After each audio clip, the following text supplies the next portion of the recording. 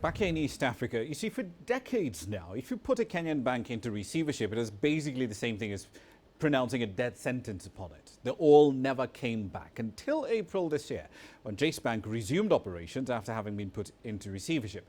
Given the liquidation of Dubai Bank and the placement into receivership of both Imperial and Chase, what lessons have been learned by the sector regulator? That's one of the questions I put earlier on to Kenya Central Bank Governor Dr. Patrick Njoroge. Our conversation, however, started by asking if the normalization of rates by the US Federal Reserve was still a risk for Kenya. We were much better placed for that. As a matter of fact, when they moved, they began increasing liftoff. Yeah. Now, liftoff is a sort of a big word for the change that they actually did. It wasn't that large, but in any event, before that we indicated that we were not worried about it at all.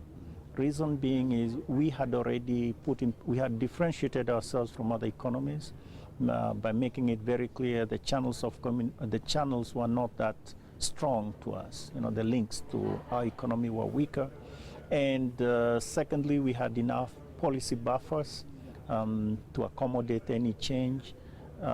Thirdly, we already had a lot of other buffers in terms of in terms of our reserves and so forth. So we were in a much better place and had also ensured or had actually confirmed that the links to our economy were much weaker.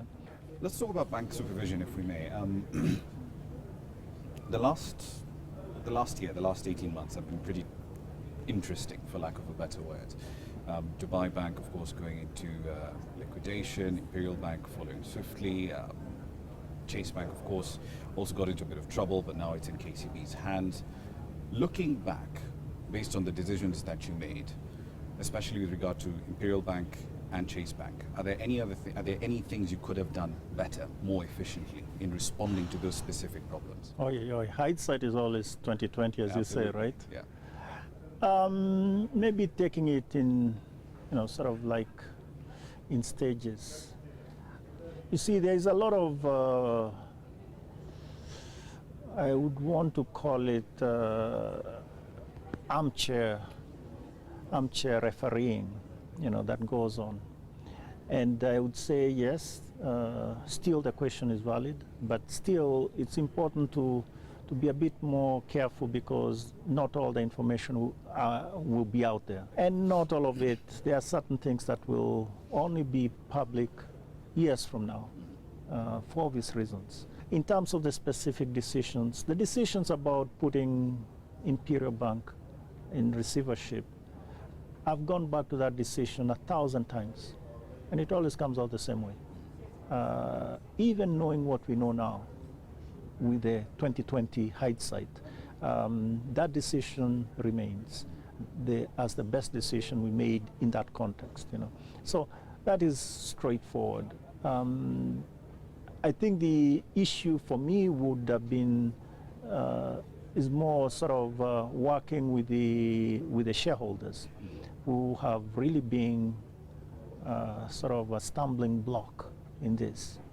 So it doesn't mean that I would have done things differently, but if I had to change things, I would have changed it before we got into this crisis, so that we have much more. When you say the shareholders having a stumbling block, I know they've been resistant to the idea of putting capital in, but why is that? Why is this hesitation? I have no idea. You ask them.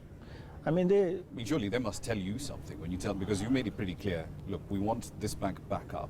You guys have to put in X amount of money. I can only speculate, and our business is not one of we don't do speculation. So that's what I'm saying. I would rather not speculate because whatever I say is putting ideas in their sort of mouth, and I wouldn't want to do that. I think I respect them. We do not agree on many things, but I still respect them. And yes, I think that their decisions are wrong.